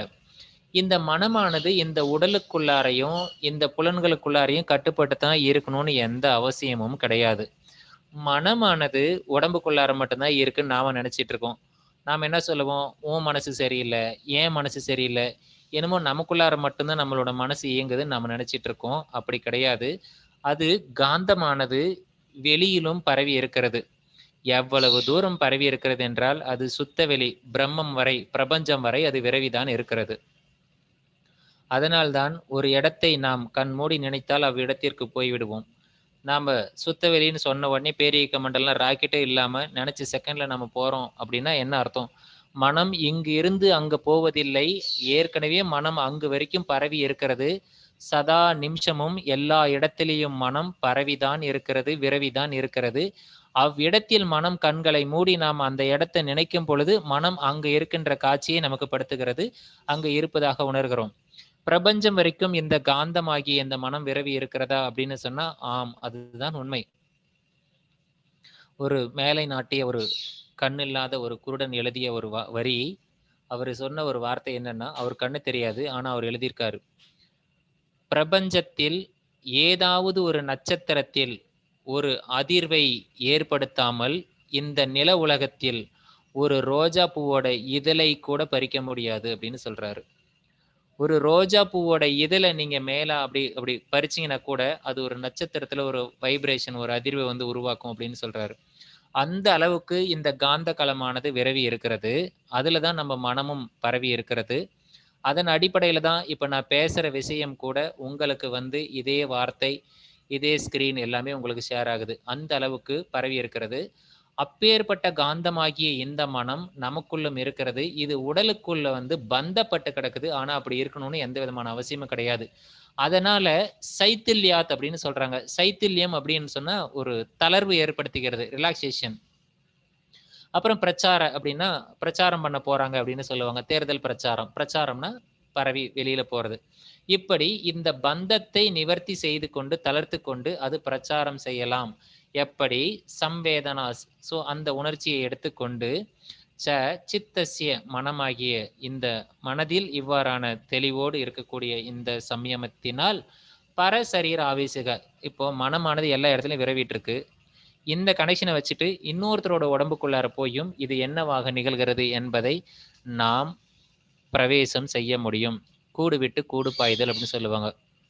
நம்ம உடல் எங்கே இருக்கும், நம்மளுடைய மனம் இன்னொருடைய உடல்ல புகுந்து அது அங்க சஞ்சாரணம் பண்ணி அங்க நிகழ்கிற விஷயங்களை அனுபவிக்கும். இதுதான் கூடு விட்டு கூடு பாயறது, மற்ற உடம்பை இயக்கிறது. ஸோ இது நமக்கு திருமூலரோட வாழ்க்கை வரலாறுலாம் படிக்கும்போது தெரியும். ஸோ சூத்திரம் எப்படி சொல்லுது, பந்த காரண சைத்தில்யாத், பந்த காரணங்களை சைத்தில்யம் அதை நிவர்த்தி செஞ்சுக்கிட்டு பிரச்சாரம் செய்கிறது. சம்வேதனாச்ச அங்க இணைந்த ஒரு இன்னொரு உடலோடு சேர்ந்து உணர ஆரம்பிக்கிறது. அதுதான் பரசரீர ஆவேசம், இன்னொரு உடல்ல போய் சஞ்சாரணம் பண்ணி உணர்றது. ஸோ இது ஒரு சித்தி. பந்த காரண சைத்தில்யாத் பிரச்சார சம்வேதனாச்ச சித்தசிய பரசரீர ஆவேசக. எல்லாம் அப்படியே சொல்லி பார்த்து மனப்பாடம் பண்ணிக்கோங்க. வார்த்தைகள் எல்லாம் நீங்க ஆங்கிலத்தில் படித்தாலும் சரி, தமிழ்ல படித்தாலும் சரி, சிம்பிளா இருக்கு. எல்லாம் படிச்சு எழுத்து கூட்டி படிச்சு பழகிக்கலாம். எப்படியா இருந்தாலும் மெசேஜ் எல்லாம் எப்படி வாட்ஸ்அப்ல வரதெல்லாம் நீங்க எவ்வளவு கஷ்டப்படாம எழுத்து கூட்டி படிக்கிறீங்க, அதே போலதான் இங்கேயும் படிங்க, வந்துடும். வாழ்க வளமுடன். அடுத்த சூத்திரத்துக்கு போலாம். இப்போ வாயுக்களை பத்தி சில சித்திகளை எக்ஸ்பிளைன் பண்றாரு. உதான ஜெயாத் ஜல பங்க கண்டக ஆதிசு அசங்கக உத்கிராந்திஷ்ச. இந்த ஸ்லோகத்தை சேர்த்து சொல்லணும்னா, உதான ஜெயாத் ஜல பங்க கண்டக ஆதிசு அசங்க உத்கிராந்திஷ்ச. அசங்க உத்கிராந்திஷ்ச சேரும் பொழுது ஆதிசு வசங்க வசங்கன்னு மாறிடும். அவ்வளவுதான். இதுல அந்த சந்தி ஏற்படும். உதான ஜெயா ஜல பங்க கண்ட காதிசு வசங்க உத்கிராந்திஷ்ச அப்படின்னு வரும். இவ்வளவுதான். சூத்திரம் ஈஸி தான். இப்போ ஒவ்வொரு வார்த்தைக்கு அர்த்தம் என்னன்னு பார்த்தோம்னா, உதான ஜெயாத் அப்படின்னா உதான வாயுவை ஜெயித்தால், அவ்வளவுதான். எப்ப ஜெயிக்க முடியும் உதானன? உதான வாயு மேல சமயமா பண்ணா உதான வாயுவை ஜெயிக்க போறோம். ஜெயிச்சுட்டு ஆச்சு. அடுத்து ஜலம். ஜலம் என்றால் தண்ணி. பங்க அப்படின்னு சொன்னா சேரு சகதி இருக்கிறது, மட்டு. கண்டக அப்படின்னா முள்ளு. ஆதிசு, ஏற்கனவே இந்த ஆதிசுங்கிற வார்த்தை பயன்படுத்தி இருக்கிறோம். எக்ஸட்ரா அப்படின்னா அது போன்ற. தண்ணி, சேரு, முள்ளு இது போன்ற அப்படின்னு கொடுக்குறாரு. அப்படின்னு அர்த்தம். சார் அவர் தண்ணியில நடக்கலாம், தண்ணி மேல நடக்கலாம். அசங்கக அப்படின்னா சங்க என்றால் இணைதல், அசங்க என்றால் இணையாமல். ஒட்டி இருப்போம், நம்ம கையில ஒட்டாது. தண்ணி மேல நிற்போம், ஆனா தண்ணி நம்ம காலில் ஒட்டாது. உத்கிராந்திஷ்ச அப்படின்னு சொன்னா மேல உட்கார்ந்து இருக்கிறது, ரைஸ் அப், அதுக்கு மேல உத்கிராந்த் தமிழ்லயே அப்படி பயன்படும். உத்கிராந்திஷ்ச. ச அப்படிங்கிறது அடுத்த சூத்திரத்துக்காக மேலும் அப்படின்னு ஒண்ணு சொல்றாரு. இங்க சார் தண்ணி மேல நடக்கலாம், சேத்துக்கு மேல நடக்கலாம், முள்ளு மேல நடக்கலாம்னு கொடுத்துருக்காங்க. இந்த மூணு இவர் பயன்படுத்தி இருக்கிற வார்த்தை. நெட் எக்ஸாம்ல இந்த வார்த்தையை பயன்படுத்தி தான் கேட்பாங்க, எக்ஸ்ட்ரா கேட்க மாட்டாங்க. புரிந்து கொள்வதற்கு, சார் டிச்சி மேல நடக்கலாமான்னா டிச்சி மேலே நடக்கலாம், மூடாத டிச்சி மேல நடக்கலாம். ஸோ எங்க நடந்தாலும் இவங்களுக்கு என்னன்னா அந்த உதானன் என்பது மேல் நோக்கி போகக்கூடியது. அப்போ உதானத்தையே ஜெயிச்சிட்டோம் அப்படின்னா நம்ம என்ன ஆகணும், உதான வாயுவோட லேசா இருப்போம். அப்போ நம்ம இந்த உடலை எடுத்துக்கொண்டு எது மேல நடந்து போனாலும் மற்றவங்களுக்கு பார்க்குறவங்களுக்கு தான் தண்ணி மேல நடந்து போற மாதிரி இருக்கும். ஆனா நாம லேசா இருக்கிறதுனால நாம தண்ணிக்கு மேல போனாலும் தண்ணிக்குள்ளார நாம் போக மாட்டோம். முள்ளு மேல நடந்தாலும் நமக்கு முள்ளு பதியாது, காலில் பதியாது. ஏன்னா வெயிட்லெஸ்ஸா இருப்போம். இந்த மாதிரியான ஒரு சித்தியை இங்க எக்ஸ்பிளைன் பண்றாரு. உதான ஜெயா ஜல பங்க கண்ட. ஸோ ஜலம் பங்கம் கண்ட. ஜலம் என்றால் வாட்டர், பங்கன மட்டு, கண்டகன முள்ளு. இது போன்ற விஷயங்கள்ல அசங்கக சங்கம் ஏற்படாம அசங்கக உத்கிராந்திஷ்ச அது மேல நாம நடந்து போகலாம் அப்படின்னு சொல்றாரு. இப்படி ஒரு சித்தி. மேலும் சமான ஜெயாத் பிரஜ்வலனம், இன்னொரு வாயு எக்ஸ்ட்ரா இவர் சொல்றாரு. சமான வாயு எங்க இருக்கு, நம்மளுடைய நேவல் ரீஜன்ல இருக்கக்கூடிய ஒரு வாயு, சமான வாயு. இது உள்நோக்கி போகக்கூடியது. இதுதான். இந்த வாயு நாம ஜெயிச்சோம்னா பிரஜ்வலனம், இந்த உடலானது ஒளி பெருகி மின்னும் அப்படின்னு சொல்றாரு. உடல் ஜொலிக்கிறது தான் ஜுவலனம். அதுதான் இங்க சமான ஜெயாத். ஸோ சிம்பிளா இந்த சித்தி அதுக்கான காரணம் என்பதை தெரிஞ்சுக்கலாம். சமான ஜெயாத் பிரஜ்வலனம். இப்போ இப்படி சிம்பிளா சொல்லிட்டு இனிமேல் வர்றதெல்லாம் கொஞ்சம் விளக்கம் சொல்லி சொல்லி சொல்லுவாரு. எந்த காரணம் இப்படி செஞ்சு இந்த காரணத்தினால இப்படி ஒரு சித்தி வருதுன்னு சொல்லுவாரு. மிக ஒரு கேர்ஃபுல்லா நீங்க நோட் பண்ணக்கூடிய பகுதி இந்த பகுதி. ஸ்ரோத்ரா ஆகாசயோ சம்பந்த சம்யமா திவ்யம் ஸ்ரோத்ரம். ஸ்ரோத்ரா என்றால் நாம காதுல கேட்கிறோமே அந்த விஷயம். எப்படி நமக்கு காது கேட்கிறது? எப்படி இந்த காது ஆன ஸ்ரோத்ரா காது, அதிலிருந்து எப்படி நமக்கு இந்த காது கேட்கின்ற தன்மை இருக்கு? இப்ப நம்ம காதுக்கு வந்து ஜீவகாந்தம் அப்படின்னு ஒரு சப்போர்ட் இருக்கு. இப்ப நம்ம சரியா சாப்பிடல, காய்ச்சல் இருக்கு, அந்த மாரி டைம் எல்லாம் அந்த காந்தம் ஆகாஷ் சக்தி இல்ல அப்படின்னு சொன்னா காது அடைக்குது அப்படின்னு சொல்லுவோம். அப்ப நம்ம காது கேட்கறதுக்கு காந்தம் ஒரு முக்கியமான விஷயம். இந்த ஆகாஷ் விண் என்ற பஞ்சபூதங்களில் ஆகாஷ் என்ற ஒரு சக்தி இருக்கிறது. அது காந்தமாக இருந்தா நம்ம காதுல செயல்படுது. சின்ன சின்ன வைப்ரேஷன் நமக்கு சப்தமா கொடுக்கக்கூடியது.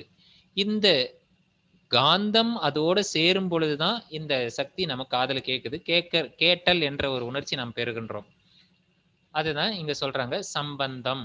இந்த ஸ்ரோத்ரம், ஆகாசம் இந்த இரண்டுக்குமான சம்பந்தத்தை அறிந்து சம்யமா செய்தால் திவ்யம் ஸ்ரோத்ரம்.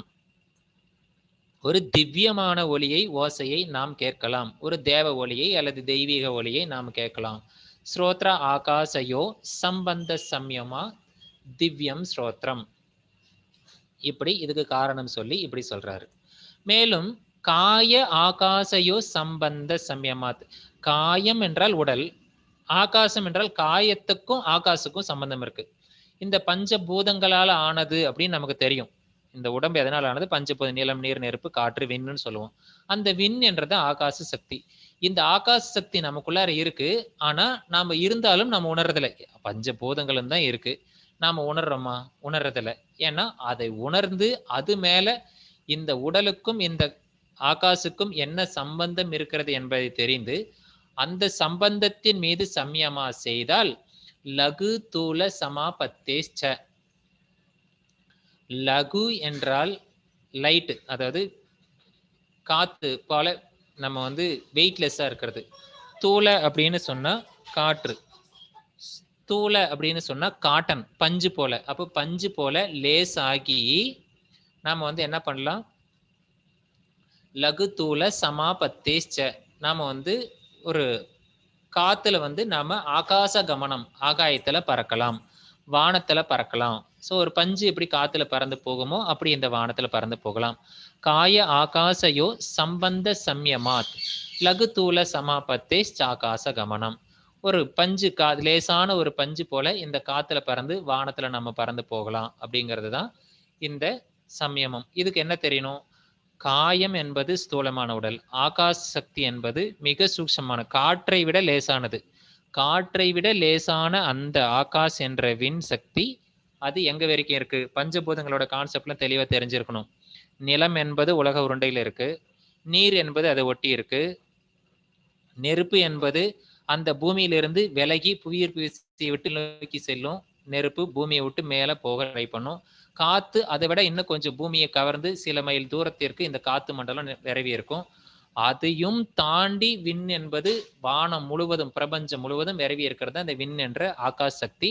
அந்த ஆகாஷ் சக்தி எல்லா இடத்துலயும் நிரம்பி இருக்கு, நமக்குள்ளாரையும் இருக்கு. அதனால நம்ம உடம்புல இருக்கக்கூடிய இந்த காயத்துல அந்த சம்மந்தத்தை உணர்ந்து சமயமா பண்ணா நாம அந்த ஆகாசம் மாறி ஆகாசம் போல நாம வந்து பறந்துட்டு இருக்கலாம். பாக்குறவங்களுக்கு பஞ்சு போல பறக்கிறோம்னு நினைச்சிட்டு இருப்போம். ஆனா நமக்கு என்ன தெரியும்? நாம ஆகாசுங்கிற தத்துவத்துல நாம பறந்துட்டு இருப்போம். ஸோ இப்படி ஒரு சித்தி. மேலும் ஒரு அற்புதமான ஒரு சித்தி. பகீர் அகல்பிதா விருத்தி மகா விதேக ததக பிரகாச ஆவரணம் சயக. இங்க ஒரு தூய்மைப்படுத்துவதை பத்தி இங்க சொல்றாரு. என்ன நடக்குதுன்னு பாருங்க. பிரகாச ஆவரணம்ங்கிறது ஏற்கனவே 2-3 தடவை நம்ம பார்த்துட்டு வந்துட்டோம். 2-3 ஸ்லோகத்துல பார்த்துட்டு வந்திருக்கோம். பிரகாச ஆவரணம் அப்படிங்கிறது வந்து நம்மள மறைப்பு. என்ன மறைப்பு? களங்கங்கள். என்ன களங்கங்கள்? சம்ஸ்காரங்கள் மறைச்சிருக்கு. அது பிரகாச ஆவரணம் சயமாகுது. ததக பிரகாச ஆவரண சயக. எதனால் இப்படி இந்த சயம் ஆகிறது அப்படின்னு பார்த்தோம்னா, அகல்பிதா விருத்தி அப்படின்னு ஒண்ணு சொல்றாங்க. அகல்பிதா விருத்தி அப்படிங்கிறது வந்து நம்மளுடைய பகிஹி அப்படின்னா, பகிர்னா வெளிப்புறமான, இந்த வெளிப்புறமான தோற்றம் எப்படி உருவாகுது அப்படிங்கிறத நம்ம உணர்ந்து, இப்ப நமக்கு உடலோட தான் நம்ம உணர்ந்துட்டு இருக்கோம். உடல் இல்லாத நிலையை உணர்வதன் மூலம் உடல் இல்லாத ஒரு உன்னத நிலையை நமக்கு உருவாகும். அதுதான் பகிர் அகல்பிதா விருத்தி அப்படின்னு சொல்றது. நம்ம நம்மளுடைய உடல் இது வந்து ஆறா அப்படின்னு கூட ஒரு சிலர்லாம் சொல்லுவாங்க. நம்மளுடைய ஆறா விரிஞ்சு இருக்கு அப்படின்னு சொல்லுவாங்க. அது யாருன்னா அதுவும் நாம தான். நம்மளுடைய ஆன்ம சக்தி வெளியில விரவி இருக்கிறது அப்படின்னு சொல்லுவோம். இத பகீர் அகல்பிதா விருத்தி அப்படின்னு சொல்லக்கூடிய நம்மள உடலற்ற நிலையிலும் நம்ம வந்து விரிவு கொள்ள முடியும். அது மேல நாம வந்து சமயமா பண்றோம் அப்படின்னா, உள்ளார இருக்கக்கூடிய விஷயங்கள்லாம் அந்த நானுங்கிறது அருந்து வெளியும் பொழுது, எனது என்ற இந்த கர்மாக்கள் எல்லாம் அழிய ஆரம்பிக்கும். அதுதான் அகல்பிதா விருத்தினால பிரகாச ஆவரணம் சயமாகுது அப்படின்னு வந்து சொல்றாரு. இப்போ தூல ஸ்வரூப சூக்ஷ்ம அன்வயார்த்தவத்துவ சமயமாத் பூதஜயக. இந்த சூத்திரம் கொஞ்சம் புரிந்து கொள்வதற்கு சாங்கிய பிலாசபி உங்களுக்கு ஞாபகம் இருக்கணும். ஸ்தூல ஸ்வரூபம் அப்படின்னு ஒரு வார்த்தை. எது இப்ப நம்ம உடம்பே பாருங்க, ஸ்தூலமான ஒரு ஸ்வரூபம் உடல் உடையது. சூக்ஷ்மம் அப்படின்னு ஒண்ணு இருக்கு. இப்போ ஸ்தூல உடல் இருக்கு, சூக்ஷ்ம உடல் இருக்கு. நமக்குள்ள இருக்கு. காரண உடல்னு 3வது ஒண்ணு இருக்கு. காசல் பாடின்னு ஒண்ணு இருக்கு. 3வது ஒண்ணு இருக்கு. இந்த ஸ்தூல உருவத்துக்குள்ளார இருக்கக்கூடிய ஸ்தூல ரூபம், சூக்ஷ்ம ரூபம், சூக்ஷ்மத்துக்கு ரூபம் கிடையாது. அது அரூபம். அன்வயார்த்தவத்துவ அப்படின்னு சொன்னா, அதை அன்வயம் செய்து பகுத்து அது மேல சம்யமா செய்யணும். அப்படி செஞ்சா நாம பூதங்களை ஜெயித்து விடலாம். சார், உடலில் ஸ்தூலமான உடல், சூக்ஷ்மமான உடல் இருக்கிறது. பிரித்து சம்யமா செய்து நாம பஞ்சபூதங்கள் ஆகிய நம்ம உடல்ல ஜெயிச்சிடலாம். ஓகே. உடல் இல்லாத பொருள்களை என்ன சார் செய்வது? உடல் மட்டும் அல்ல, இந்த பிரபஞ்சத்தில் இருக்கக்கூடிய எல்லா பொருளிற்கும் சூக்ஷ்ம ரூபமும் ஸ்தூல ரூபமும் உண்டு. தண்ணீர் என்றால் அதற்கு தண்ணீர் நீர்த்தன்மைன்னு ஒண்ணு இருக்கு. அதாவது அதுக்குள்ளார சூக்ஷ்மமான வடிவம் குளிர்ச்சின்னு ஒண்ணு இருக்கு. அது என்ன உருவத்துல இருக்கு? நீர் என்பது தண்ணி நம்ம கண்ணுல பார்க்கலாம். கையில அள்ளி கூட குடிச்சிடலாம். ஆனா அதுக்குள்ளார அந்த நீர்த்தன்மை இருக்கு. அது வந்து அது எனக்கு டிரான்ஸ்லேட் பண்ண தெரியல. டிரான்ஸ்லேட் பண்ணவும் முடியுமான்னு எனக்கு தெரியல. ஆனா இந்த சாஸ்திரங்கள் அந்த வார்த்தையெல்லாம் பயன்படுத்துறாங்க. அதனுடைய சூக்ஷ்ம ஸ்வரூபம் அப்படின்னு சொல்றாங்க. நெருப்பு அப்படின்னு இருக்கு. நெருப்பு நமக்கு ஜுவாலை தெரியும். ஆனா அதனுடைய வெப்பம் தெரியுமா? தொட்டு பார்த்தா கண்டுபிடிச்சிருவோம். ஆனா அது ஒரு புலன் தேவைப்படுது. தோல் என்ற புலன்களால கண்டுபிடிக்கிறோம். ஆனா அது என்ன உருவத்துல இருக்கு? அது ஒரு சூக்ஷ்ம வடிவத்துல இருக்கு. இது போன்ற ஒவ்வொரு பொருளுக்கும் ஸ்தூல ஸ்வரூபம், அதனுடைய சூக்ஷ்ம வடிவம் இருக்கு. அதை அன்வயார்த்தவத்துவ அதனுடைய அன்வயம், அர்த்தம். அது அன்வயம் என்றால் பிரித்து பகுத்து சேர்க்கிறது. அப்படி பிரித்து அதனுடைய அர்த்தத்தை உணர்ந்து அது மேல சம்யமா பண்ணா பூதங்களை ஜெயித்து விடலாம். அப்ப பஞ்ச பூதங்களுக்கு உள்ளார இருக்கக்கூடிய பஞ்ச பூதங்கள்னா மகாபூதங்கள். அந்த பூதங்களுக்கு எல்லாம் என்ன இருக்கிறது? அனைத்திற்கும் சூக்ஷ்மமான வடிவமும் ஸ்தூலமான வடிவமும் இருக்கிறது. அது மேல நாம சம்யமா செய்து நாம் இந்த பூதங்களை ஜெயிக்கலாம். இது இங்க என்ன பண்ணியிருக்காரு? பூதங்களை ஜெயிக்கிறதுன்னு மட்டும்தான் கொடுத்திருக்காரு. பூத ஜெயக. அதனுடைய பலன் இன்னும் கொடுக்கிறாரு. 2 விதமான பலன் கொடுக்கிறாரு. முதல் பலன் இங்க பார்க்கலாம். சித்தி. பூதங்களை ஜெயிக்கிறதே ஒரு சித்தி அப்படின்னு நம்ம எடுத்துக்கிட்டோம்னா அது இல்ல. அதனுடைய பலன் கொடுக்கிறாரு. ததோ அனிமாதி அப்படின்னா அதனால், ததோ அதனால், அனிமா கூட்டல் ஆதி. ஆதின்னு ஏற்கனவே சொல்லியிருக்கோம் எக்ஸெட்ரா அப்படின்ட்டு. அப்ப அனிமா போன்ற அப்படின்னு அர்த்தம். அனிமா போன்றனா அனிமாதி அப்படின்னா அனிமா, மகிமா, கரிமா, லகிமான்னு சொல்லக்கூடிய அஷ்டமா சித்திகள், அஷ்ட மகா சித்திகள், 8 விதமான மகா சித்திகள். அவைகளை குறிப்பிட்டு இங்க சொல்றாரு. அந்த சித்திகள் எல்லாம் நமக்கு கிடைக்கும். பிராதுர் பாவக வெளியில் இருந்து அனுபவிக்கக்கூடிய இந்த 8 சித்திகள். எப்படி? இந்த அஷ்டமா சித்தி என்பது உடலை விட்டு வெளியில் அனுபவிக்கக்கூடிய 8 சித்திகள். மேலும் ஒரு இது கொடுக்கிறாரு. கடைசி வார்த்தை ச அப்படின்னு இருக்கு இல்லையா? அது அண்டு. இந்த அண்டு வந்து நடுவுல வரணும். ஆனா அது இலக்கண பிரகாரம் அது பின்னாடி இருக்கு. ஆனா இன்னொரு விஷயம் இருக்கு. காய சம்பத்து அப்படின்னு ஒரு வார்த்தை சொல்றாரு. அப்போ இதனால அஷ்டமா சித்தி கிடைக்கும். காய சம்பத்து கிடைக்கும். சரி, காய சம்பத்து வந்தா நம்ம என்ன பண்ணுவோம்? காய சம்பத்து வச்சு தத் தர்மானபிகாத்தக அனபிகாத்தக அப்படின்னு சொன்னா ஏற்கனவே நம்ம ஒரு வார்த்தையில படிச்சிருப்போம். ஆசனால படிச்சிருப்போம். துவந்த்வானபிகாத்தக அப்படின்னு பார்த்திருப்போம். என்னது? இருமைகளால் பாதிக்கப்பட மாட்டோம் அப்படின்னு பார்த்திருப்போம். அப்போ இருமைன்னா என்னது? இப்போ ஒரு ஆசனா பண்ணி நம்ம வெற்றி அடைஞ்சிட்டோம்னா குளிர் காலத்துல பனி காலத்துல குளிர்னால ஒரு துணி போத்திக்கணும்னு அவசியம் கிடையாது. வெயில் காலத்துல கொடை பிடிக்கணும்னு அவசியம் கிடையாது. மழையில் நனைஞ்சாலும் சளி பிடிக்காது. இப்படி துவந்த்வானபிகாத்தக அப்படின்னு பார்த்தோம். துவந்த்வாவிலிருந்து ஒருவன் தன்னை அனபிகாத்தக காத்துக் கொள்கிறான் அப்படின்னு பார்த்தோம். அதே இங்க காய சம்பத்துன்னு சொல்லிட்டு தர்மானபிகாத்தக அப்படின்னு கொடுத்திருக்காரு. அப்போ காய சம்பத்துன்னு என்ன அப்படின்றது அடுத்த சூத்திரத்துல சொல்றாரு. ஆனா காய சம்பத்து நமக்கு ஏற்படும். அதனால் இந்த காயம், இந்த உடல் இருக்கே, அதனுடைய தர்மங்கள் என்னது? 3 குணங்கள். வாத பித்த கபம்னு சொல்லக்கூடிய அல்லது பஞ்சபூதங்களுடைய குணங்கள் உள்ளார் இருக்கு. அவைகள் அனபிகாத்தக அவள் பாதுகாக்கப்படுகிறது. அதுதான் காய சம்பத்து. காய சம்பத்தினால உடல் வந்து பாதுகாக்கப்படுகிறது. ஒண்ணு அனிமா சித்தி, இன்னொன்னு இந்த மாதிரி காய சம்பத்து சித்தி. இது எதனால வருதுன்னா பூதங்களை ஜெயிக்கிறது. பூதங்களை எப்படி ஜெயிக்க முடியும்? பூதங்களுக்கு எப்படி ஜெயிக்க முடியும்? ஸ்தூல ஸ்வரூப சூக்ஷ்ம அன்வயார்த்தவத்துவ சம்யமாத் பூத ஜெயக. ஸ்தூலமான சூக்ஷ்மமான வடிவத்தில் பிரித்து சமயமா செஞ்சு பூதங்களை ஜெயிக்கிறதுனால அனிமா சித்தியும் காய சம்பத்தும் கிடைக்குது. அப்போ காய சம்பத்துன்னு என்ன? அந்த காய சம்பத்துக்கு 5 விதமான லட்சணங்கள் இருக்கிறது. ரூபா, ரூபன்னா உருவம், உடல் ரூபம், உடல் கட்டுக்கோப்பா இருக்கிறது. லாவண்யம் அப்படின்னு சொன்னா அழகு, சோ கிரேஸ் அப்படின்னு சொல்றது. பல அப்படின்னு சொன்னா வஜ்ரம் போல ஸ்ட்ரென்த் இருக்கு. வஜ்ரம்ங்கிறது உறுதி, பல அப்படின்னா ஸ்ட்ரென்த். சம்மஹனத்துவாணி அப்படின்னா டியூரபிலிட்டி, எவ்வளவு நீடித்து தன்மை, நீடிப்பு தன்மை இருக்கிறது. இவைகள் எல்லாம் காய சம்பத்து. இந்த 5ம் காய சம்பத்து.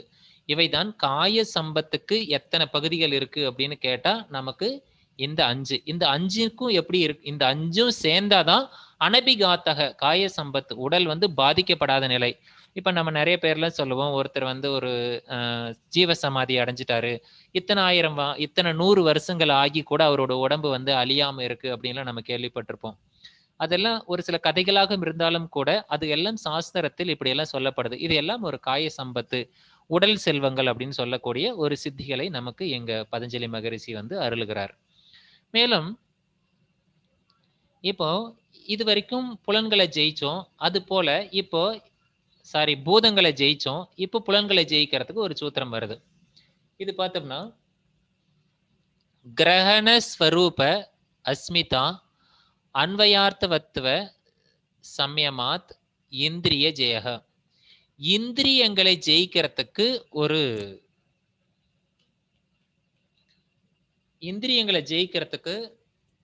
ஒரு சித்தி, ஒரு முயற்சி. அது என்ன சொல்றாரு அப்படின்னு பார்த்தோம்னா, கிரகண ஸ்வரூபம் அப்படின்னு ஒரு வார்த்தை. கிரகணம் என்றால் என்ன? ஒவ்வொரு புலன்களுக்கும் கிரகித்து கொள்ளக்கூடிய தன்மைன்னு ஒண்ணு உண்டு. என்னது? ஒரு ஞானேந்திரியம் இருக்கிறது என்றால் அந்த ஞானேந்திரியத்தோடு என்ன சேர வேண்டும்? நம்மளுடைய மனம் சேர வேண்டும். மனம் இருந்ததா? இப்ப கண்ணு இருக்கு, காது தான் இருக்கு. இப்ப நான் சொல்ற விஷயங்கள் எல்லாம் ஸ்லைட்ல கரெக்டா வார்த்தையெல்லாம் சரியா உச்சாரணை பண்றோமான்னு உங்க கண்ணு பாக்குதா? இல்ல. காது தான் முழுசா கேக்குதா? அதுவும் இல்ல. நடுவுல எங்கேயோ ஓடிடுது. என்ன காரணம்? அந்த கிரகித்து கொள்ளக்கூடிய தன்மை இல்லாமல் போகுது. ஆனால் உண்மையில் அப்படி ஒண்ணு இருக்கு அப்படிங்கிறது நமக்கு புரியும். சரிங்களா? அந்த கிரகித்து கொள்ளக்கூடிய தன்மை உண்டு. ஸ்வரூபம் அப்படின்னு ஒண்ணு உண்டு. அது என்னது? புலன்களுக்கு ஒரு ரூபம் இருக்கிறது. இது மேலும் அஸ்மிதா அப்படின்னு ஒண்ணு இருக்கு. நான் என்ற உணர்வு உள்ளார இருக்கு. அது இல்லைன்னா என்ன ஆகும்? நான் என்ற ஆத்மா அல்லது நான் என்ற புருஷா, இங்க இந்த பிலாசபி பிரகாரம் புருஷா, இந்த புருஷாவின் அடிப்படையில் இந்த புலன்கள் எல்லாம் இயங்குது.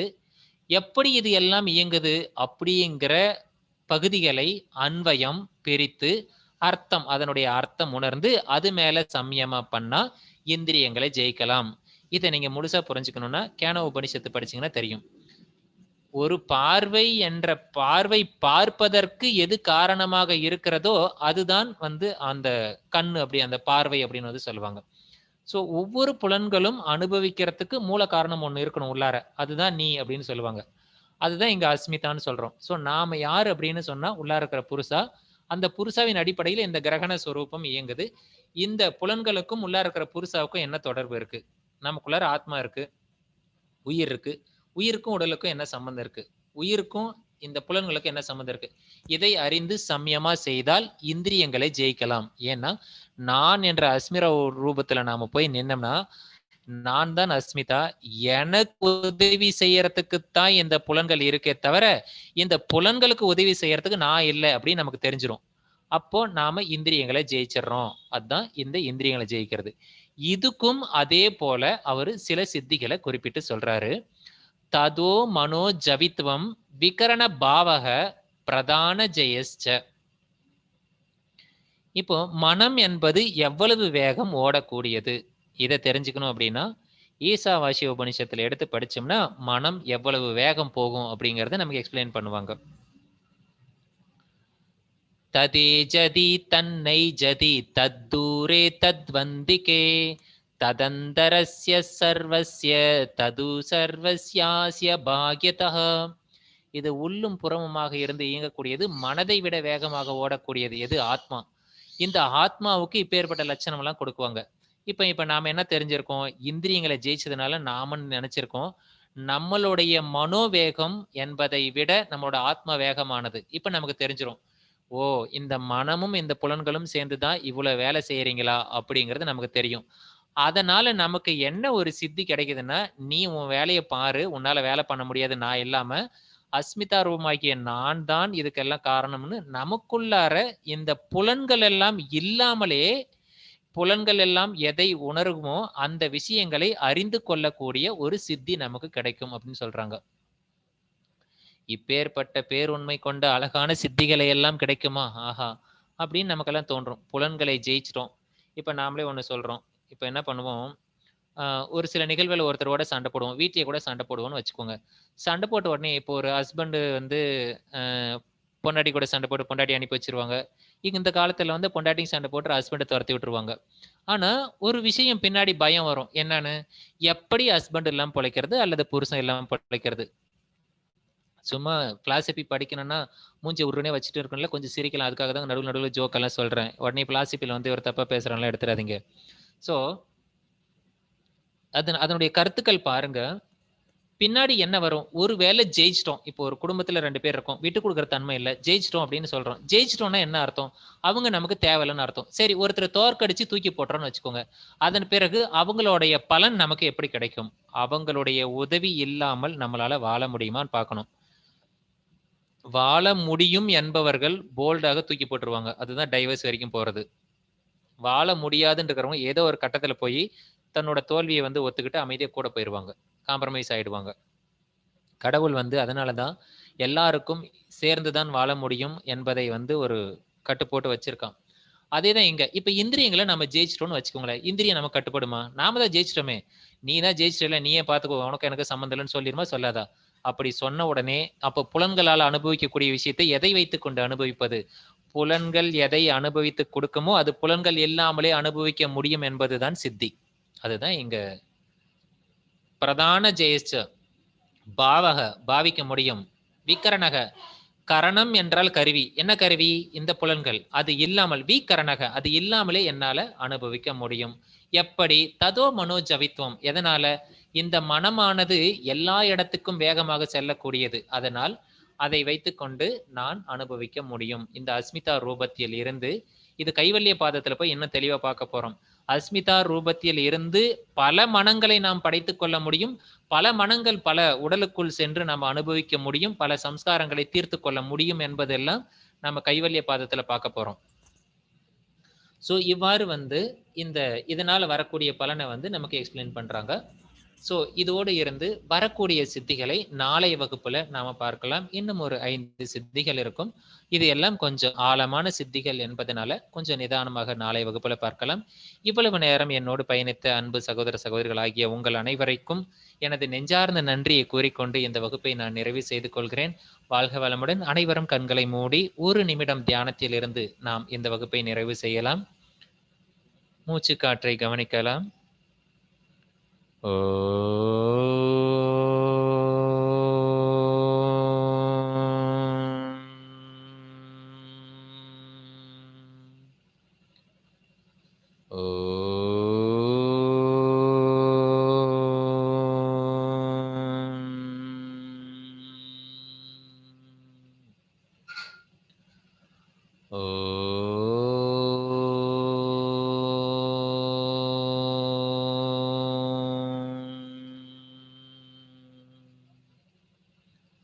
காயேன வாச்சா மனசேந்திரியைர்வா புத்யாத்மனா வா பிரகிருதேத் ஸ்வபாவாத் கரோமி யத்யத் சகலம் பரஸ்மை ஸ்ரீமன்னாராயணாயேதி சமர்ப்பயாமி.